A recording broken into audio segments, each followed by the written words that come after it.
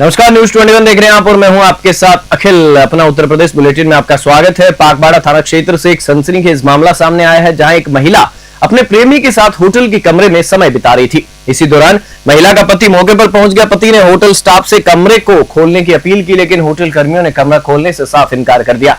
इसके बाद पति ने डायल 112 पर कॉल कर पुलिस को बुलाया। पुलिस के मौके पर पहुंचते ही महिला का प्रेमी होटल के पिछले रास्ते से फरार हो गया। पति ने आरोप लगाया है कि पत्नी का यह अफेयर लंबे समय से चल रहा था और वो लगातार शक के घेरे में थी। फिलहाल पुलिस मामले की जांच कर रही है और होटल स्टाफ से भी पूछताछ की जा रही है। मुरादाबाद से ब्यूरो रिपोर्ट।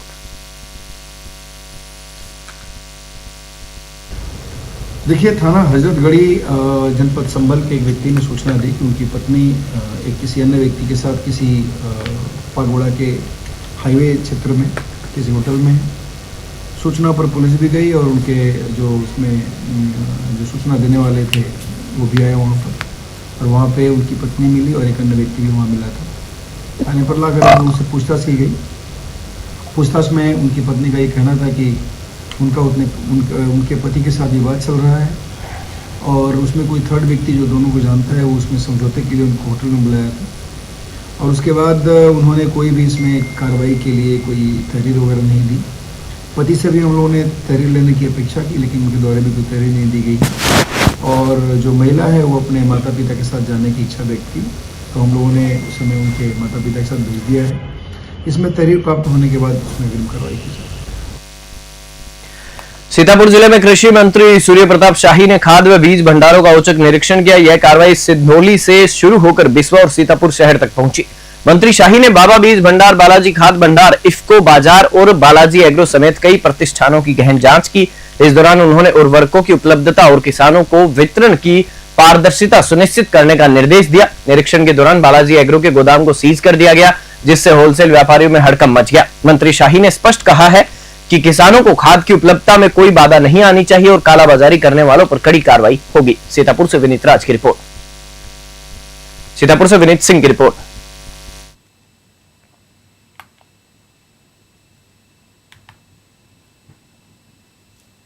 जिले के पयागपुर पावर हाउस में उस वक्त हड़कंप मच गया जब बीजेपी विधायक सुभाष त्रिपाठी अचानक निरीक्षण पर पहुंच गए। दरअसल बीते 72 घंटे से पयागपुर नगर पंचायत समेत कई गांवों में लगातार बिजली संकट बना हुआ है। उमस भरी गर्मी में अघोषित कटौती और विभागीय लापरवाही से परेशान जनता की शिकायतों पर विधायक आधी रात को मौके पर पहुंचे और एसडीओ व जेई को जमकर फटकार लगाई।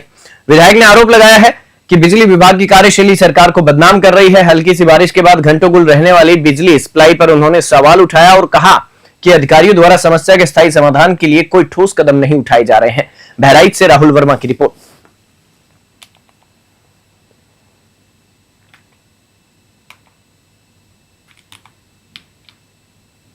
बहराइच जिले के मोतीपुर थाना क्षेत्र अंतर्गत झाला पृथ्वीपुरवा गांव के पास खेत में बनी एक झोपड़ी से युवक का शव बरामद हुआ है। शव की पहचान लखीमपुर खीरी जिले के सेखनपुरवा निवासी रफीक के रूप में हुई है।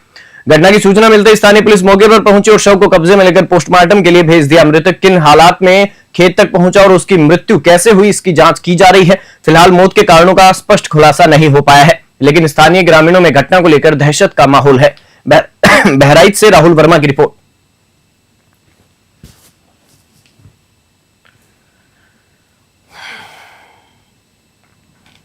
जनपद के विकास भवन स्थित रिसोर्स सेंटर में एक ऐतिहासिक पहल की गई। महिला एवं बाल विकास राज्य मंत्री सावित्री ठाकुर और कौशल विकास एवं उद्यमिता राज्य मंत्री जयंत चौधरी ने नव्या युवा किशोरियों के लिए व्यवसायिक प्रशिक्षण के जरिए आकांक्षाओं का पोषण योजना का संयुक्त रूप से शुभारंभ किया। यह पायलट योजना विशेष रूप से 16 से 18 वर्ष की किशोरियों को ध्यान में रखते हुए तैयार की गई है, जिसमें कम से कम 10वीं पास किशोरियों को विभिन्न व्यावसायिक प्रशिक्षणों से जोड़कर आत्मनिर्भर बनाया जाएगा। आदिवासी और पिछड़े इलाकों में रह रही किशोरियों को इससे रोजगार और आत्मविश्वास दोनों मिलेगा। यह योजना फिलहाल देश के 19 राज्यों के 27 जिलों में लागू की जाएगी और सोनभद्र भी उनमें से एक है। मंत्रियों ने कहा कि नव्या योजना आने वाले समय में देश के अग्रणी और ग्रामीण क्षेत्रों में बेटियों के लिए सामाजिक बदलाव का माध्यम बनेगी। सोनभद्र से संतोष साहनी की रिपोर्ट।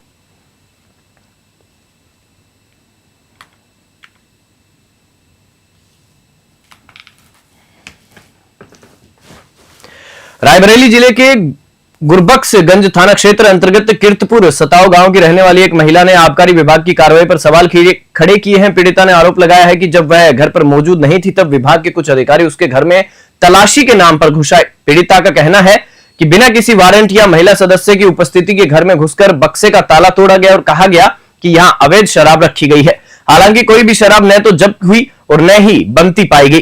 पीड़िता ने यह भी आरोप लगाया कि गांव में के कुछ लोगों के इशारे पर प्रशासन उसे और उसके परिवार को टारगेट कर रहा है। इस मामले की लिखित शिकायत पुलिस अधीक्षक कार्यालय में की गई है, लेकिन अब तक कोई कार्रवाई नहीं हुई। पीड़िता ने अपने बयान में कुछ व्यक्तियों के नाम भी स्पष्ट रूप से लिए हैं। रायबरेली से पंकज कुमार की रिपोर्ट। ये मेरी समस्या है कि मेरे गांव में किशन पाल ने राजा और राजेश रानी, रूप रानी और किसाना, अनारकली और ये राजाराम बताता हमारे घर में आके झड़ते ले आते हैं दारू के। मेरे घर में दारू बरामद कोई निकलता नहीं है। जाके ने हमारा ताला तोड़ दिया, मेरे घर द्वार को सब खिलाफी किया है। हमने ही कागज पत्र मेरा बिछारा दिया, मैं नहीं घर पे रहे हैं। घर के अंदर कौन आया था? घर के अंदर से सिपाही से आए हैं और लेडीज रही, एक सिपाही रहा, मैं लोग नहीं घर पे। सोनभद्र जिले में बारिश के पहले ही दौर ने प्रशासनिक दावों की सच्चाई उजागर कर दी है। कोन कचनरवा कोटा मार्ग जो झारखंड को सोनभद्र से जोड़ता है, गड्ढों में तब्दील हो गया है। सड़कों पर बने बड़े बड़े गड्ढों में बारिश का पानी भर गया है, जिससे आवागमन पूरी तरह बाधित हो गया है। गड्ढे में एक ट्रक के फंसने से कई किलोमीटर लंबा जाम लग गया, जिससे आम जनता को भारी परेशानी का सामना करना पड़ रहा है। स्थानीय लोगों का कहना है कि वर्षों से सड़क की मरम्मत नहीं हुई है और हर साल इसी तरह जलभराव और जाम की समस्या सामने आती है। प्रशासन की ओर से अभी तक कोई वैकल्पिक व्यवस्था या राहत कार्य शुरू नहीं किया गया है, जिससे लोगों का आक्रोश भी बढ़ता जा रहा है। सोनभद्र से संतोष साहनी की रिपोर्ट।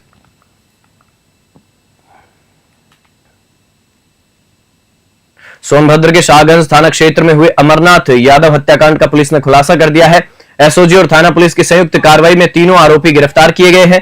पुलिस अधीक्षक अशोक कुमार मीणा के निर्देशन में एसओजी और शाहगंज पुलिस की संयुक्त टीम ने जांच शुरू की। मुखबिर की सूचना पर प्राइमरी विद्यालय उमरी के पास से मुख्य आरोपी मंगला प्रसाद गुप्ता समेत तीनों हत्यारों को गिरफ्तार कर लिया गया है। पूछताछ में मंगला प्रसाद गुप्ता ने पारिवारिक रंजिश की बात कबूल करते हुए कहा कि साल 2023 में अमरनाथ यादव ने उसके माता पिता के साथ मारपीट की थी, जिससे उसके पिता का हाथ टूट गया था। इससे आहत होकर मंगला ने अपने दोस्तों ओमजी पाठक और अंतलाल के साथ मिलकर हत्या की साजिश रची। पुलिस ने वारदात में प्रयुक्त मोटरसाइकिल और एक तमंचा बरामद कर लिया है। पुलिस की सतर्कता ने पूरे मामले का पर्दाफाश कर दिया। सोनभद्र से संतोष साहनी की रिपोर्ट।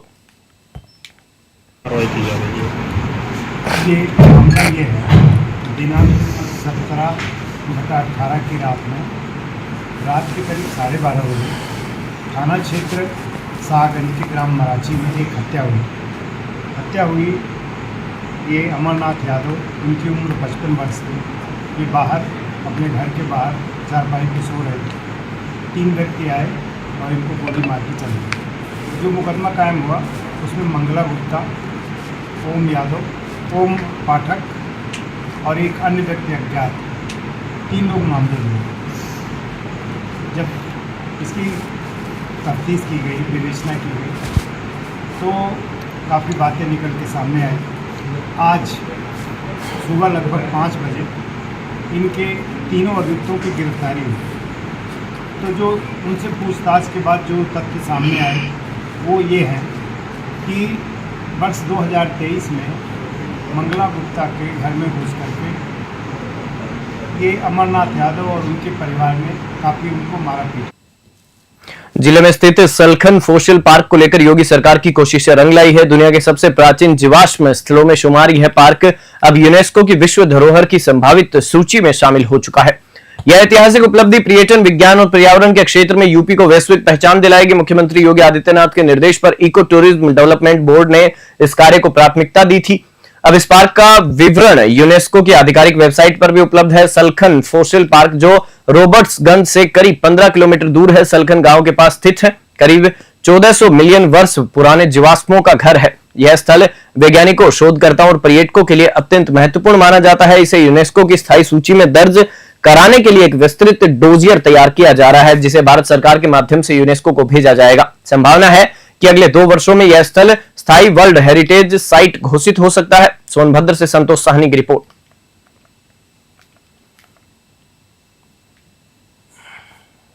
सलखन सोनभद्र में स्थित जो फॉसिल पार्क है वो पृथ्वी की उत्पत्ति के बाद से जो जीवों का जैविक विकास हुआ उसके संबंध में बहुत सी चीज़ें स्पष्ट करता है। इस प्रकार की जो हासिल है वो पूरे विश्व में सोनभद्र में ही स्थित है और ये दुनिया के सबसे प्राचीन जीवों के संबंध में जानकारी प्राप्त करने का स्रोत है। यूनेस्को ने इसको अपनी संभावित हेरिटेज साइट में डाला है और अगर ये हेरिटेज साइट के रूप में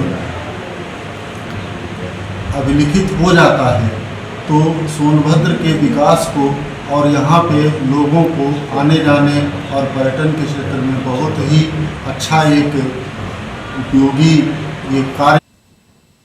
जिले की रुपईडीह ब्लॉक अंतर्गत ग्राम पंचायत पंडरी परासराय में पंचम वित्त से आरसीसी सेंटर के सामने मिट्टी पटाई और इंटरलॉकिंग के नाम पर 50,690 की धनराशि गबन किए जाने का गंभीर आरोप सामने आया है।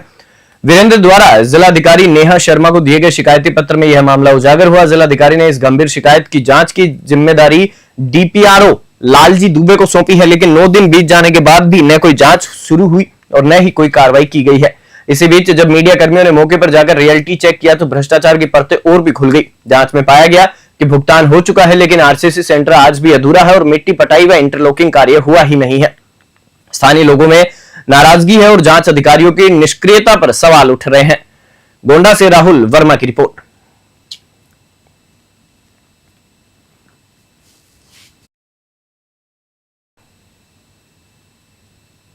उत्तर प्रदेश की बड़ी खबरों में फिलहाल इतना ही। आप देखते रहिए न्यूज़ 21।